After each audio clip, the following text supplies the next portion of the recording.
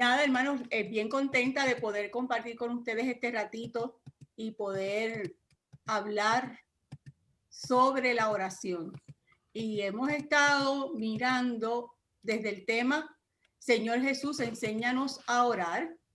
Y hablamos en la primera semana, les voy a contar, que hablamos sobre cómo la oración o el lugar que tenía la oración para el pueblo judío, para la religión judía, y cómo esa oración desde la perspectiva del pueblo judío se hacía. Y algunas de las cosas que hablamos es que esa oración se hace en el templo, en las sinagogas y en las casas. Y hablábamos de esta dinámica de que la oración era parte integral del culto y que es previa a la construcción del templo y al culto que se hacía en el templo, en el primer templo que construyó Salomón.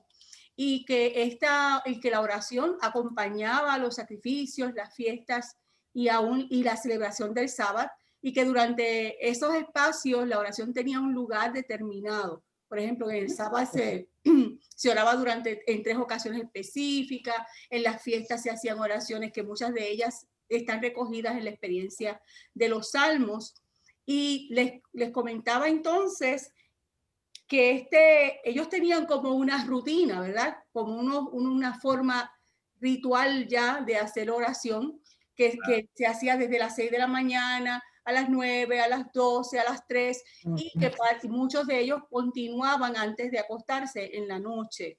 Y hablábamos de que la oración, aunque inicialmente en el templo los sacerdotes, los levitas eran los que la dirigían, la iglesia, ¿verdad? La congregación, la gente que iba al templo participaba, aunque fuera diciendo amén, pero participaban de esa experiencia y eran parte de esa oración, porque esa oración que se hacía en el pueblo judío tenía un formato, y ese formato siempre empezaba con una bendición. Las oraciones generalmente empezaban diciendo bendito sea el Señor Dios Todopoderoso, y por ahí empezaban la oración, y incluía siempre un elemento de gratitud, un elemento de confesión, y que antes de pedir cualquier cosa siempre se daba gracias. Siempre había un momento de confesión, siempre había un momento de perdón, y luego es que entraba la súplica o los ruegos en medio de esa experiencia de la de culto. Hablábamos de que era obligatoria porque todo el mundo estaba obligado a seguir este patrón de la oración, ¿verdad? De hacer oración en la mañana, en orar antes de comer, orar por los alimentos, orar por la ropa, orar por las flores, por la naturaleza. Todo era una expresión de gratitud a Dios, ya fuera que usted iba caminando por la calle y veía los pajaritos, pues ahí estaba, gracias Señor por los pajaritos. Así que todo era una experiencia de dar gracias. Soy bien exagerada, pero la idea es que de todo lo que ocurría en la vida de la persona se daba gracias. Y en ese sentido, el que fuera obligatoria no negaba el que usted sintiera ese deseo de su corazón, ¿verdad? La idea es que salga del corazón ese deseo de orar. Y que si usted estaba en público o estaba en privado, la oración tenía ese espacio y ese lugar en su vida, ¿verdad? Que si todavía en la calle, pero dieron las 9 y es el momento de la oración, pues ahí se detenían y hacían la experiencia de oración. Les conté al principio que según algunos, ¿verdad?, escritos, hay más de 85 oraciones en la Biblia de diferentes personas que hacen diferentes tipos de oración, y que muchas de las oraciones están contenidas en el libro de los Salmos. Por eso muchos de los Salmos nos suenan, nos apelan a experiencias de oración. En la siguiente semana hablamos un poco de unos elementos básicos que íbamos descubriendo en unos pasajes bíblicos donde Jesús es el orante. Entonces ya estábamos hablando de este Jesús que se mueve y conoce la experiencia de la religión judía, pero que él de pronto como orante, como persona que ora, nos da algo nuevo, nos transmite algo distinto, una perspectiva diferente en su experiencia de oración. Y viendo la experiencia de oración de Jesús, mi intención es que descubramos algunas cosas para nuestra oración, ya sea individual o colectiva, ya sea la oración que hacemos en el templo, en las casas, o es la oración que hacemos de manera privada, ¿verdad? En nuestro aposento. Que después vamos a tener la oportunidad de ver un poco ese texto sobre que empezamos a ver un poco el domingo, el miércoles pasado, sobre esta idea de orar en secreto y de orar en público. Si se recuerdan que terminamos allí hablando. Una de las cosas que vimos fue el pasaje de Jesús en el momento, sí, estábamos viendo el pasaje de Jesús, lo vimos en la experiencia de Lázaro, de la resurrección de Lázaro, y en la experiencia anterior que la acabo de olvidar, que fue, ¿cuál fue que se me olvidó? La de Lázaro y la de... La del momento de... Ay, Dios mío, se me fue. Se me fue completamente. Y ustedes no se acuerdan. Pero cuando Jesús recibe la visita de los enviados de Juan, que ellos le preguntan que si debemos esperar a otros o no, y entonces Jesús habla de que gracias gracias Padre porque se lo has revelado a los sencillos. Y entonces hablamos de la experiencia esta de la contradicción, que podría ser una experiencia negativa, pero en esa experiencia de Jesús sentirse que el mensaje ha sido revelado en las ciudades de Galilea, pero no ha habido la respuesta a sus milagros que él esperaba. Sin embargo, afirmábamos que Dios tiene esa intención hacia los pobres, hacia los que están fuera, a los excluidos, y cómo se cumple en esa oración lo que Jesús dice, ¿verdad? De que se lo ha revelado a los sencillos, se cumple la intención de Dios de estar cerca de aquellos que han sido tal vez marginados, olvidados o que no son considerados sabios o entendidos. Y hablábamos que cuando dice él los sabios y entendidos, entendemos que Jesús se está refiriendo a los fariseos, a los escribas, a los maestros de la ley, a los sacerdotes, que son los que tienen el conocimiento, ¿verdad? Entre comillas, de la ley y de cómo se deben hacer las cosas en el culto. Y entonces esa experiencia nos mueve nos habíamos hablado de que a pensar que aún pareciendo un fracaso, vemos una afirmación de Dios y una respuesta de Dios que nos permite confiar en su voluntad, porque su voluntad se realiza, se hace junto con nuestra voluntad. Y esa disponibilidad nuestra de aceptar esa voluntad de Dios en nuestras vidas, y cómo la oración es un reflejo de eso. Así que si usted mira en el pasaje tanto de Lázaro como en el pasaje que vimos de que Dios se revela a los sencillos, en medio de dos crisis, ¿verdad? De la muerte del amigo y de tal vez pensar que los milagros y las señales no tienen respuesta, en medio de esas dos realidades que son realidades que podríamos llamar de crisis, ¿verdad? Vemos que la oración tiene un lugar, tiene un espacio, permite que nosotros nos afirmemos y nos confirmemos en la voluntad de Dios. Y hablábamos de que se convertía en testimonio. Como esta oración que hacemos ya es una oración que da testimonio de lo que Dios hace en nuestras vidas y da testimonio de la relación que tenemos con Dios, de cómo es esa relación con Dios. Un poco por ahí andábamos cuando terminamos el estudio y me quedaban dos pasajes que no quiero dejar de mirar, porque son dos momentos importantes en los que Jesús ora. Yo no voy a cubrir todas las oraciones que Jesús hace, no las puedo cubrir todas, sí se las voy a mencionar. Y lo voy a aprovechar para decírselos ahora porque sé que no las puedo cubrir todas porque quiero cubrir otras cosas ya un poco más prácticas, más del diario. Un momento en que Jesús ora, aparte del que vamos a ver hoy, es cuando él solicita, le dice a los discípulos, oren para que Dios envíe obreros a la mies. ¿Recuerdan ese incidente? Que hay un momento en que Jesús pide a Dios que envíe, le dice, oren para que Dios envíe los obreros a la mies. Y es interesante ese momento que Jesús recoge, que esta petición de que tengamos la gente y los líderes y las personas que lleven el mensaje requiere una experiencia de oración. Está abierta a esa petición. Jesús nos abre esa oportunidad de pedir para que haya gente que traiga la oración, ¿verdad? Que traiga el mensaje. Así que esa oración está presente. Hay otro momento, yo lo llamé las oraciones de bendición, porque es la oración que se recoge cuando la gente dice se multiplica el pan. A mí me gusta decir que se reparte, se divide los panes y los peces. En ese momento Jesús hace gratitud por el pan y lo dice así específicamente el texto.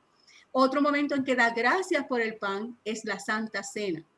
En la experiencia de la institución de la Cena del Señor, ahí está el momento de la bendición del pan. Que si ustedes recuerdan lo que hemos hablado de la experiencia de la religión judía, era común bendecir, ¿verdad? Orar para bendecir los alimentos cuando se compartían.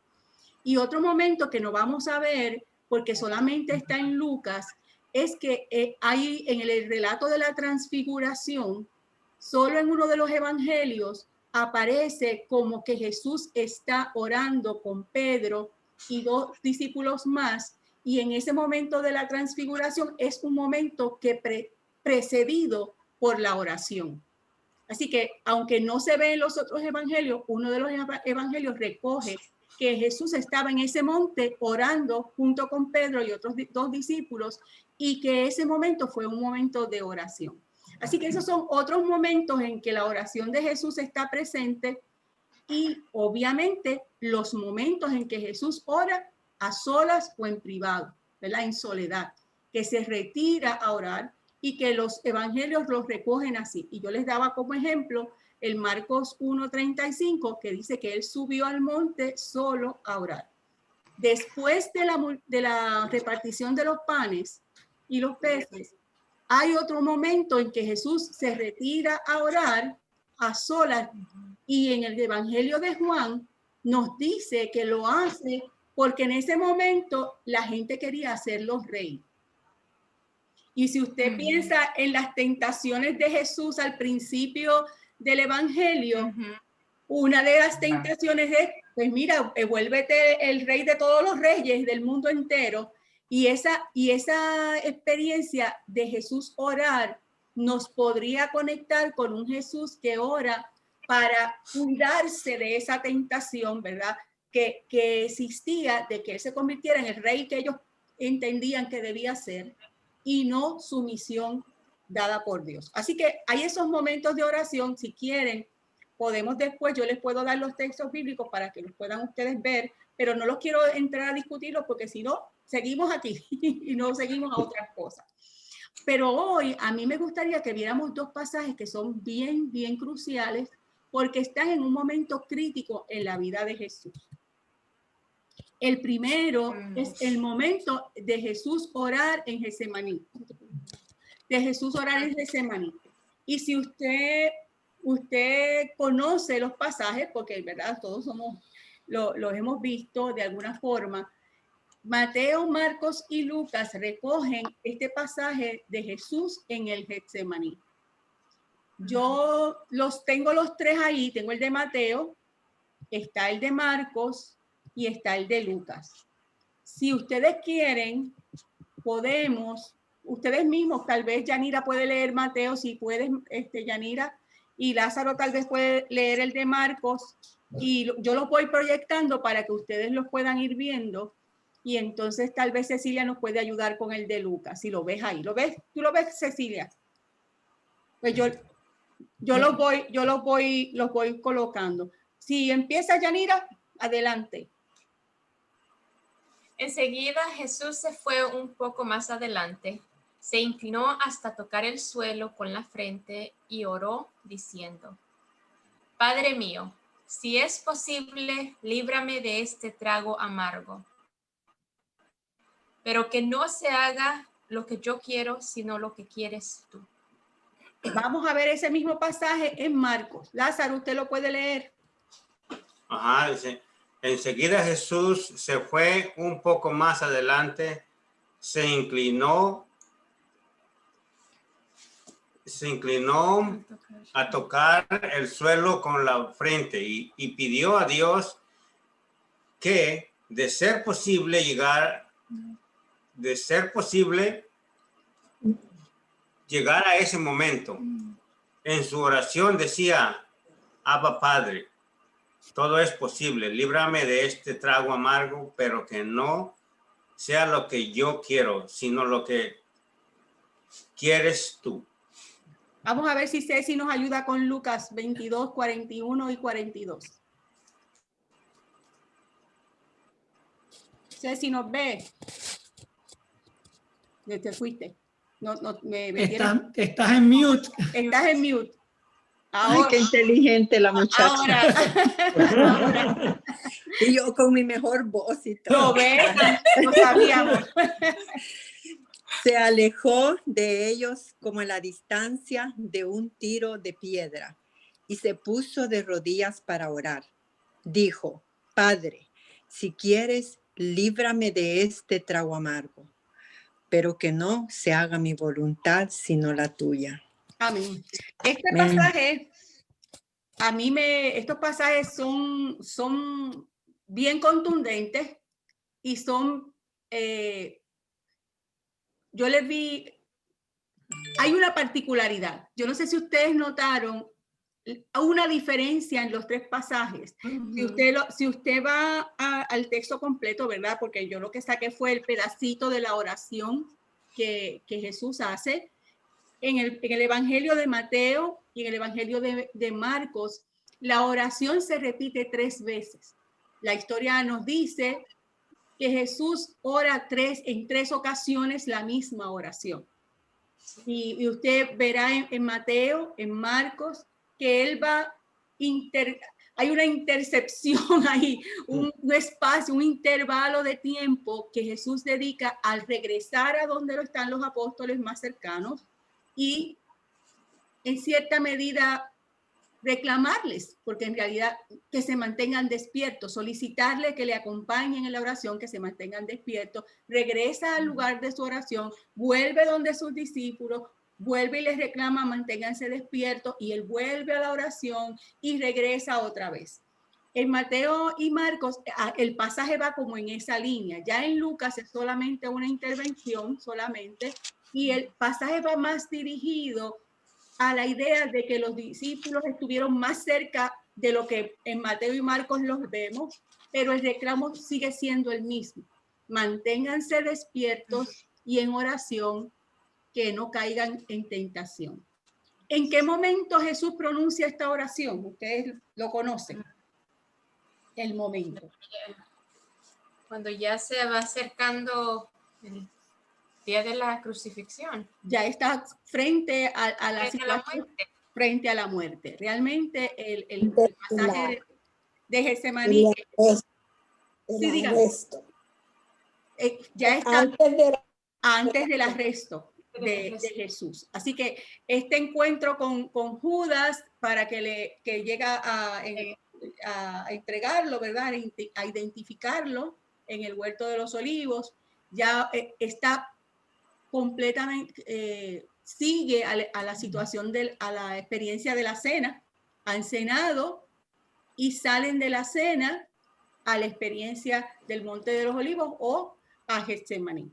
Interesante, mientras preparábamos el estudio, hablando con el pastor, me hizo una anotación bien interesante sobre esto del Monte de los Olivos, porque es el lugar de unción, era como tú decías. Sí, lo que pasa es que el Monte de los Olivos es exactamente eso, un monte donde había olivos, donde se producían aceitunas, vamos a ponerlo de esa manera, pero el Monte de los Olivos significaba lagar, y el lagar es el lugar donde usted pone las uvas para hacer vino o pone las aceitunas para hacer el aceite. Y lo interesante es que para ambas cosas ¿qué es lo que hay que suceder? La gente tiene que se tiene que parar por encima, exprimirlo para sacar lo que, el producto de lo que quiere. Así que la idea, yo descubrí esto leyendo un libro sobre la Jerusalén en el tiempo de Jesús, y la idea viene más clara, ¿no? Jesús está en un lugar donde se exprime las aceitunas para sacar el aceite.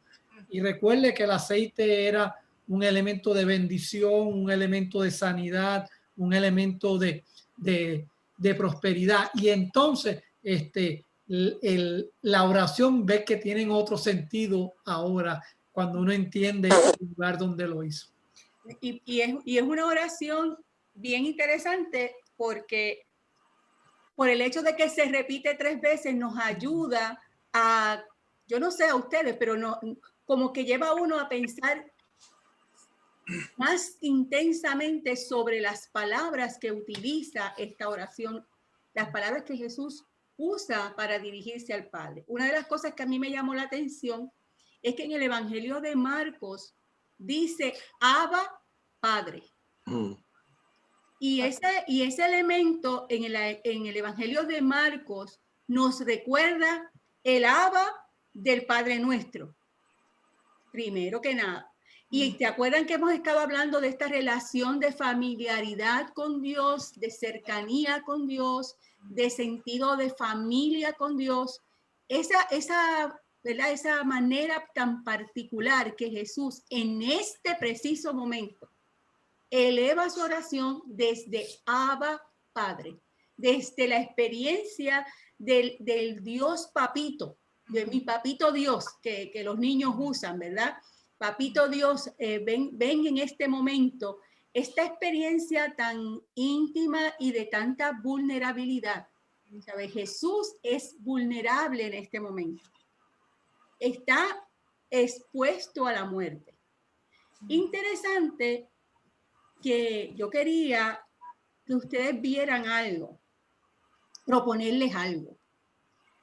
Proponerles que Jesús no está orando para que Dios lo libre del sacrificio que va a hacer, sino más bien que Él quisiera cumplir ese sacrificio sin tener que pasar por esa experiencia tan traumática que es la cruz. Es lo que yo pensaba mientras leía, que tal vez Jesús no está diciendo, líbrame de esta gente, yo no quiero estar con ellos más. No es una negación de su misión. Lo que Jesús está solicitando, me atrevo a proponer, es que no sea de esta manera tan amarga por la que yo tengo que pasar. Que no sea tal vez de esta manera tan cruenta por la que hay que recurrir. Algo le pasa al internet. Así que un poco quisiera que pensáramos cuando él dice en su oración, y quisiera ir sobre eso, si no es posible evitar que yo sufra esta prueba, pero que no se haga como yo quiero, sino como tú. Si es posible que esto no pase de esta manera, yo quisiera que no fuera de esta manera. Es como cuando uno va a parir, ¿verdad? Yo quisiera tener el bebé, pero no quisiera pasar por el dolor. Si pudiera evitarse el dolor para que yo pudiera parir a este muchacho, pero yo no quiero que sea doloroso, ¿verdad? De esta forma. O yo no sé si a alguna de ustedes les pasó mientras me hizo recordar mi experiencia con mi segundo bebé.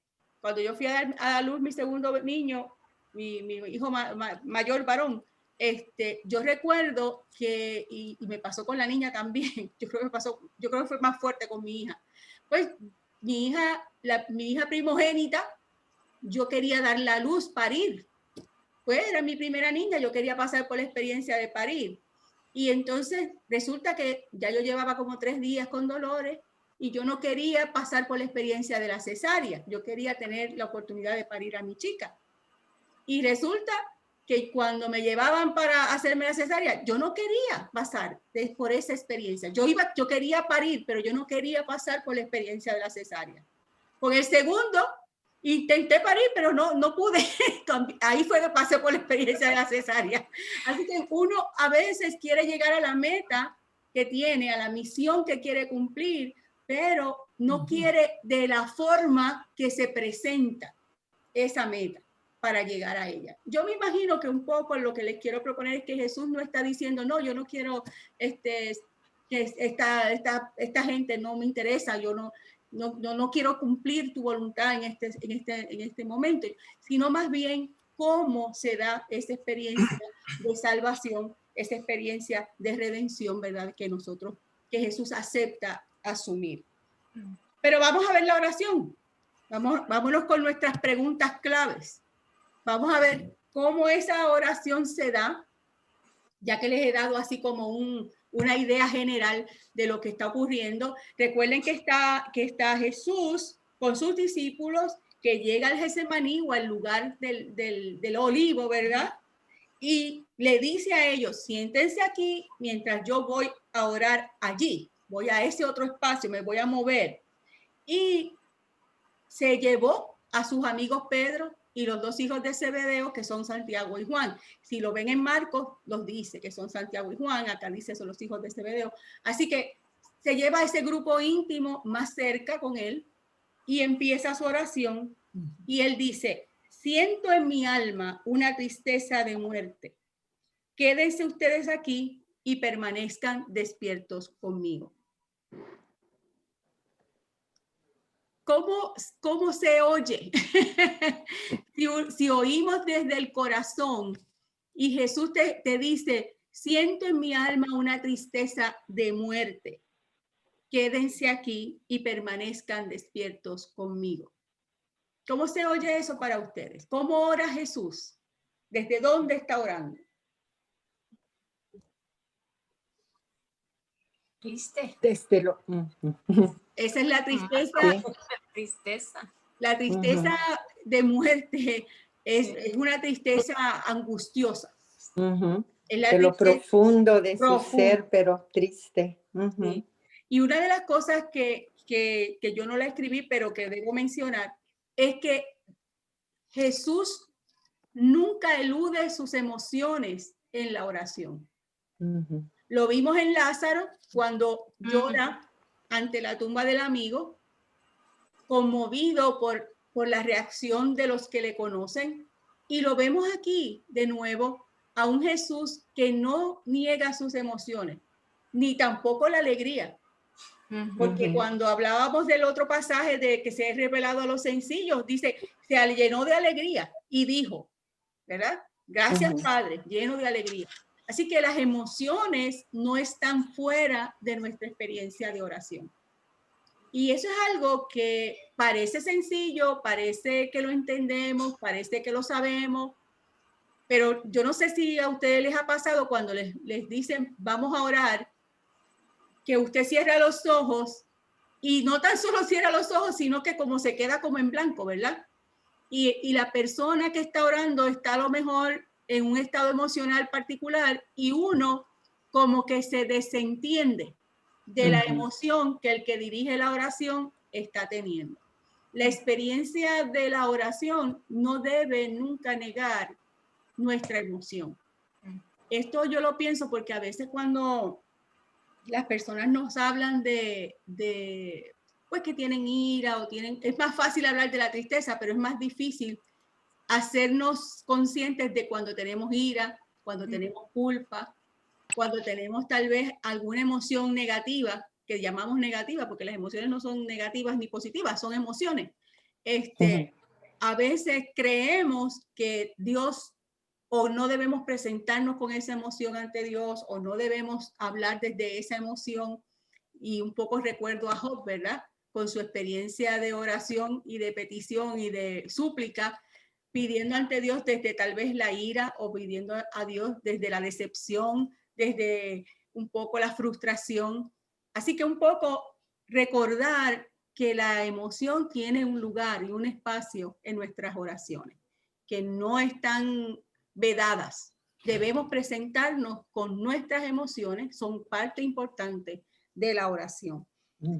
Jesús se mueve un poquito más adelante, va hasta tocar el suelo con la frente y ora. Padre mío, si es posible, líbrame de este trago amargo, pero que no se haga lo que yo quiero, sino lo que quieras tú. ¿A quién ora Jesús? Padre. Al Padre, al papito, ¿verdad? Al Padre de la familiaridad. Y en medio de esa experiencia, ¿está orando para qué? ¿Cuál es su petición? Ajá, digan, Miriam. Sí, yo creo, viendo el contexto, ¿verdad? Ajá. Yo creo que el problema de Jesús en esa oración no era que librarse de lo que de la crucifixión y lo que le iba a pasar, sino lo que él estaba pidiendo era hacer la voluntad del Padre. Porque miren, cuando nosotros estamos inclinados a hacer la voluntad del Señor, nosotros nos tenemos que someter a que la uva sea exprimida y que el aceite de la aceituna sea exprimida para sacar lo mejor. Entonces yo creo que eso era el problema, no la cuestión de la crucifixión, y no era, Señor, yo quiero hacer tu voluntad, aunque sea que me pisoteen, me expriman, me maten. Yo creo que nosotros, ¿verdad? Y son cosas que a uno a mí me han pasado, y posiblemente todos los hermanos que están escuchando esto les ha pasado, que nosotros tenemos que estamos inclinados a hacer la voluntad del Señor, que a veces no la entendemos. Y entonces, como no lo entendemos, se nos hace difícil aceptarla. ¿Ah? Pero tenemos, estamos dispuestos a que se nos pisotee la uva y la aceituna para que esa voluntad del Señor se pueda realizar. Y es bien importante lo que dices, porque una de las cosas cruciales de este pasaje es esa, que la voluntad del Padre se cumpla en mí, que se realice y que yo pueda actuar en obediencia a esa voluntad. Y que cuando oro desde esa perspectiva. Puede ser que no me guste lo que va a resultar de ese. Estábamos buscando una palabra, porque yo le decía a Juan Ángel, a mí no me gusta la palabra someterme. Esa palabra no me gusta. Debe ser porque soy mujer, ¿verdad? Dicen, dirán algunos, ¿verdad? Pero yo buscaba no por eso era que no me gustaba. Es porque cuando uno se somete, uno como que es como debajo el concepto es estar debajo. Y es un concepto, real. La raíz de la palabra es estar debajo. Estar debajo, ¿verdad? Sometido, ¿verdad? Pero entonces estábamos hablando de cómo la voluntad de Dios está aquí y yo al acogerme a su voluntad es cuando realmente soy la persona que debo ser. ¿Y qué palabra podría reflejar eso? Que yo voy a la voluntad de Dios no para desaparecer, aunque a veces pasa, pero aún en ese desaparecer yo encuentro mi verdadero ser. Es una gran contradicción. El cristiano siempre está ante esa dimensión de que se somete a la voluntad de Dios, pero ahí encuentra su verdadero ser, lo que dicen los norteamericanos, su realización, ¿verdad? Nos hacemos real persona en la medida en que estamos disponibles y dispuestas y dispuestos a hacer esa voluntad, a obedecer esa voluntad de Dios, a meternos debajo de su manto, ¿verdad? O de su sombra, como dice el Salmo, y desde ahí ser la persona que nosotros queremos ser y que Dios quiere que seamos. Y entonces lo interesante es que Jesús le dice a los discípulos, no se han podido mantener despiertos ni una hora, le dice. Manténganse despiertos y oren para que no caigan en tentación. Manténganse despiertos y oren. Este concepto de velar y orar. ¿Se acuerdan que de hecho hay hasta un himno que dice, orad y velad en la viña del, ¿verdad? Ese concepto de que estamos atentos, con los ojos bien abiertos, con la mente despierta y en oración.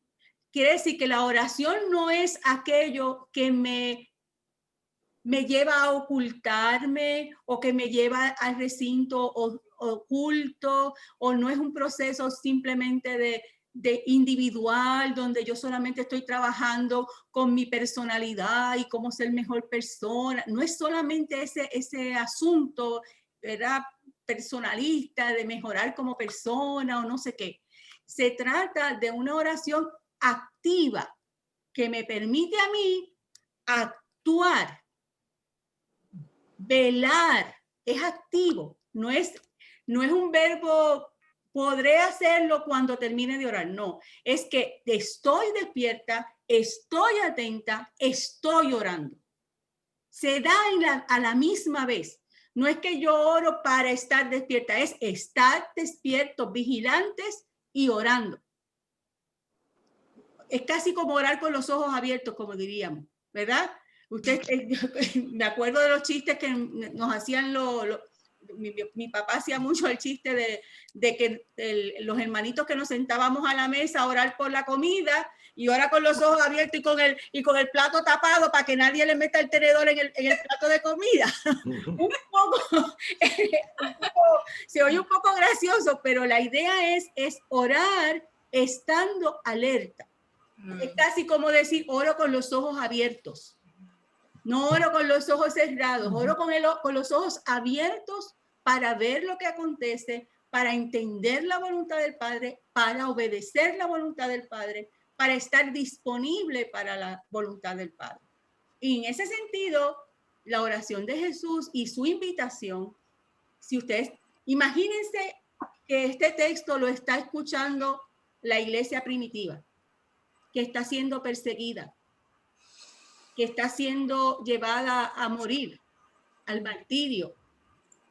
¿Cómo ellos leerían este texto?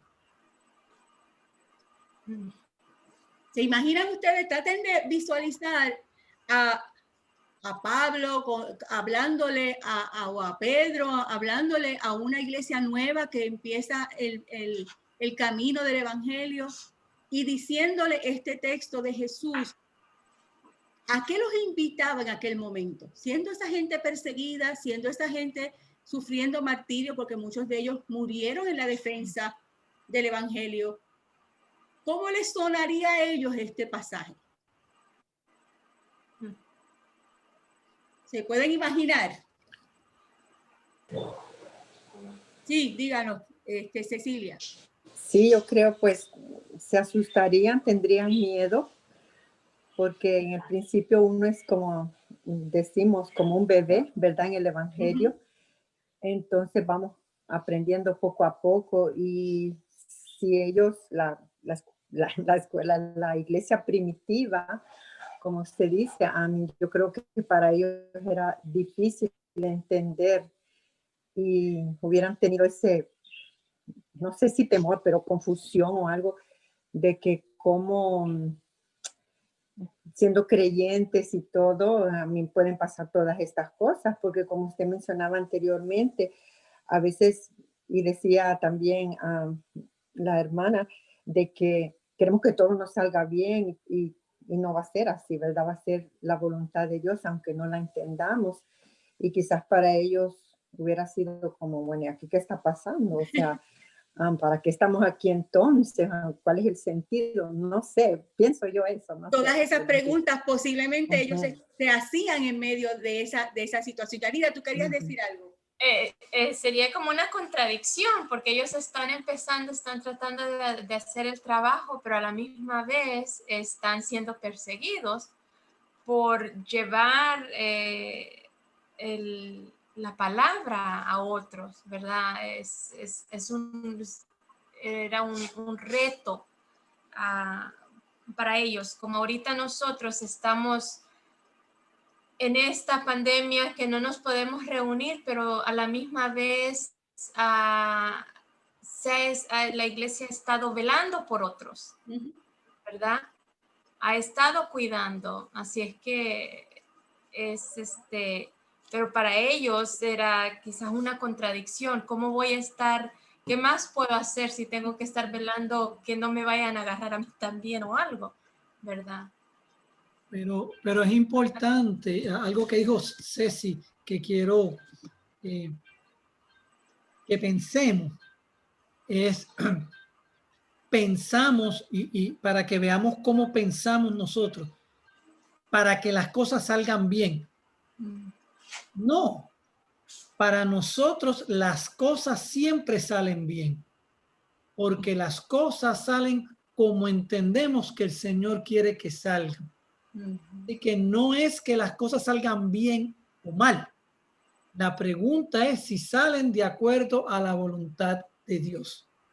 Y yo creo que si uno comienza a pensar todas nuestras experiencias desde esa idea, no si salen bien o salen mal, sino que se hace la voluntad de Dios, todo comienza a cambiar un poco.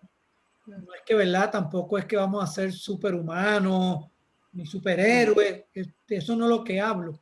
De lo que hablo es que repensemos ese acercamiento. Lo otro que es importante que quería decir era la oración de estar atentos para poder velar. El soldado que velaba tenía que estar pendiente de lo que estaba pasando a su alrededor. Tenía que saber qué se movía, tenía que saber dónde estaban sus amigos, dónde podrían estar el enemigo, dónde podrían estar las ametralladoras o las lanzas. O sea, el orar y el velar no es cerrar los ojos y irnos de este mundo, Literal. sino que es entender dónde estamos en el mundo y entonces actuar y orar en medio de ese mundo para poder proteger, ¿verdad? Al ser humano, a la gente, a los pobres, a los menesterosos, a nuestros hermanos y hermanas. Así que es un poco para porque a veces vemos, queremos que la única forma de velate es irnos y hacer una vigilia de 24 horas y ya, no, eso no es velate, eso es una vigilia que es otra cosa. Es estar pendiente y consciente de lo que pasa a nuestro alrededor y entonces en una actitud de oración. Piense que el interés, de manera muy particular, Jesús dice, para que no caigan en tentación. Esa expresión, como ustedes decían, la iglesia estaba siendo perseguida. ¿Qué podría hacer para ellos caer en tentación? Negar a Jesús, negar su fe, negar el evangelio. Y en cierta medida, que es la parte que a mí me llenó el espíritu saber, y no sé, como que lo vi más claro, que la oración está para eso, para cuidarme de la posibilidad de hacer lo que no es, de hacer lo que no es la voluntad del Padre, de yo alejarme del espacio de Dios, de la voluntad de Dios. Y ese quehacer de la voluntad de Dios requiere, como decía Miriam, que en ocasiones yo me niego a mí misma para servir a otro, que yo en algún momento no estoy disponible para complacerme a mí, sino para de alguna manera dar a otros lo que esa voluntad de Dios me inspira a hacer. Siempre requiere un trabajo, siempre requiere un esfuerzo. Servir a otros siempre requiere un esfuerzo humano nuestro, de tiempo, de trabajo, de energía, siempre, siempre, siempre. No importa, no es que somos masoquistas. No es eso, es que hacer lo que es la voluntad del Padre requiere siempre algo de mí. Siempre hay algo que yo tengo que poner en la mesa para que Dios lo transforme, lo cambie, me ayude a cumplir su voluntad. Y la oración es esa herramienta. Miriam, ¿qué nos decías? Sí, escuchándolos a usted, al pastor y a ti, Wanda, recordé una vez en una bienal de las iglesias bautistas en Estados Unidos, que un culto por la noche que empezamos, la persona que estaba dirigiendo nos dijo, vamos a orar, pero dijo vamos a orar con los ojos abiertos. Y entonces, mientras él estaba diciendo esto, empezaron a proyectar unas películas. Los aviones bombardeando una aldea, soldados ametrallando, tú sabes, muchas escenas de guerra, de abuso, de maltrato.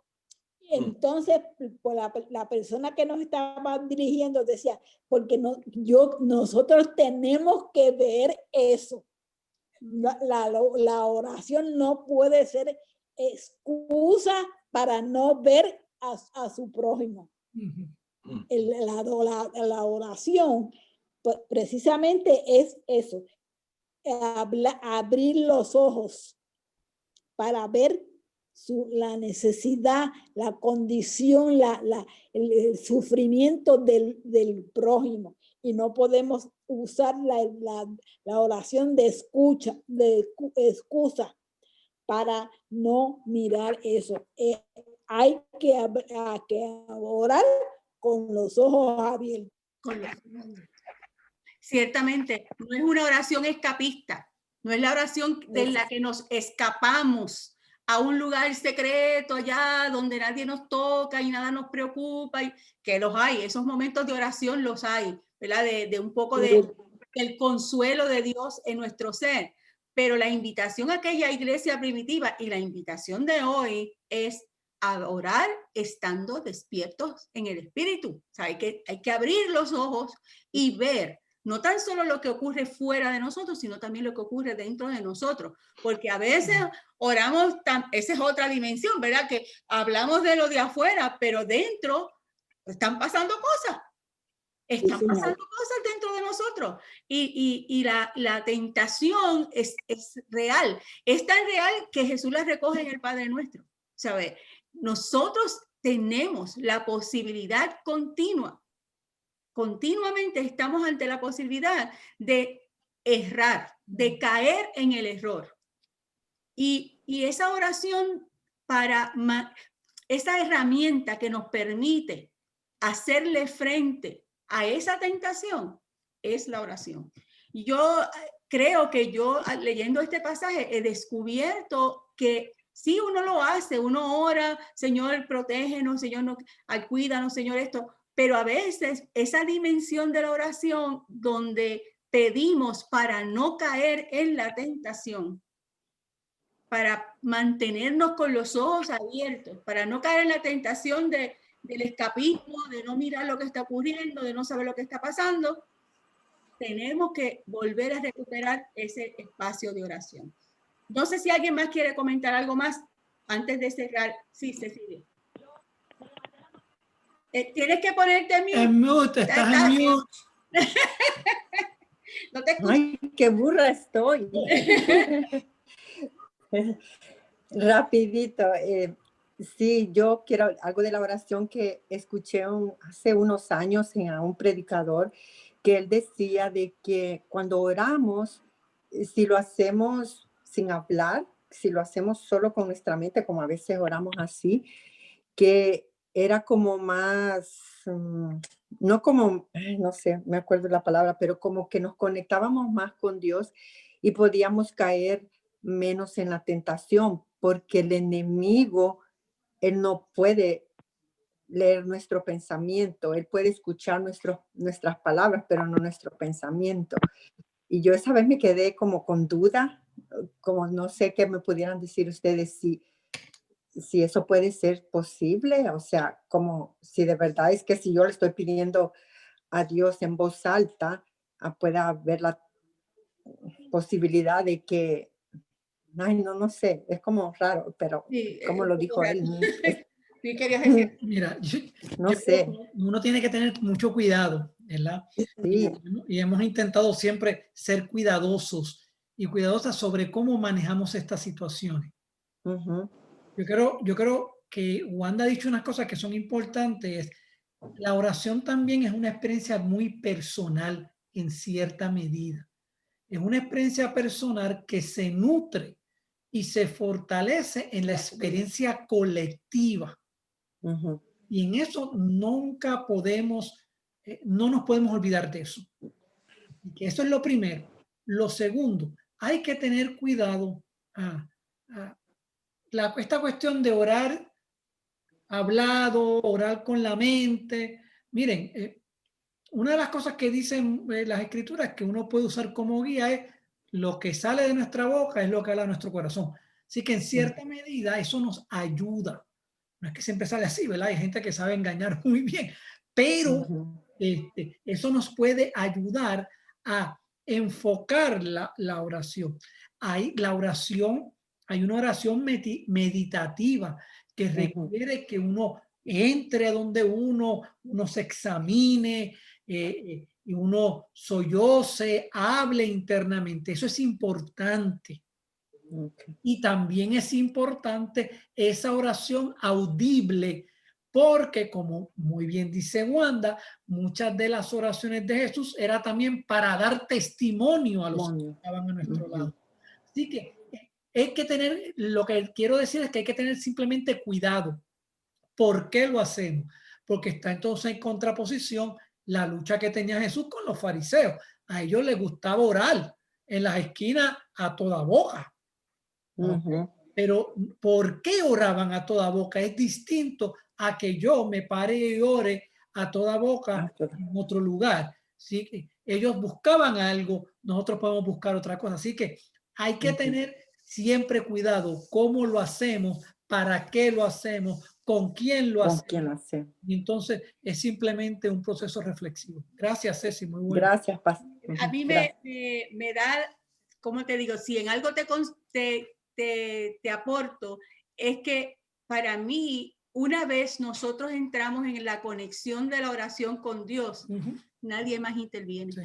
Amén. Amén. Nadie más interviene. Nosotros estamos en esa comunicación directa con Dios en la medida en que esa oración es espíritu y verdad, como decía Jesús a la samaritana. Al corazón contrito y humillado, no Amén. Exactamente. Amén. Esa oración, sea audible o sea en pensamiento, mientras tú estás en esa conexión, tú te sientes en el abrazo de Dios, ¿verdad? En ese, ¿cómo es que tú subsigues?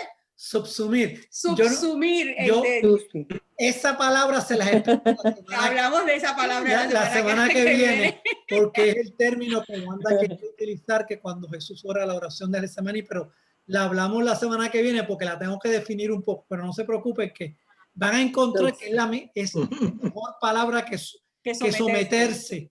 Es mucho mejor palabra, pero eso lo trabajamos la semana que viene. Díganos, doña Miriam, ¿tenía algo que...? No, ya. Ok. Yo quería que llegáramos al momento de la cruz, no me va a dar tiempo para llegar allá, así que terminamos entonces la semana que viene esta sección de Jesús como orante, ¿verdad? El que ora, y verlo a él en las diferentes facetas en que él trabajó. Recuerden, oramos a Dios, el Padre, el papito, ¿verdad? El de la familiaridad. Oramos desde la obediencia. Oramos con los ojos abiertos, reconociendo lo que está fuera de nosotros y lo que está dentro de nosotros para enfrentar la tentación. Ese es el arma poderosa que tenemos, la oración. Y oramos desde la aceptación de la voluntad del Padre. Y esa oración nos lleva a una nueva actitud ante los demás, ante nosotros mismos, y al reconocimiento de nuestro Dios como nuestro Padre Celestial, que está siempre, siempre dispuesto y disponible para nosotros. Así que, hermanas, seguimos hablando entonces el próximo miércoles sobre Amén. Amén. cuento. Lo pueden ver porque, déjame ver si lo tengo aquí. Vamos a usar a Lucas, porque es en Lucas donde vemos la oración que Jesús hace para encomendarse a Dios, encomendar su espíritu, y la de perdónalos porque no saben lo que hacen, que es lo que vamos a ver. Y luego de eso, si yo no creo que lo puse aquí, ok, no. Pero que yo quiero entonces ver si podemos trabajar un poco ya cosas más prácticas de cómo oramos en la iglesia, en qué momentos lo hacemos, por qué el devocional tiene esas oraciones, cuáles son las que realmente usamos en nuestra experiencia cultica, ¿verdad? En nuestra experiencia de adoración, por qué las tenemos ahí, y un poco ver algunos ejemplos de cómo podemos orar en público y en la iglesia. ¿Está bien? ¿Les parece? Sí. Okay. Muy bien. Muy Muy bien. bien.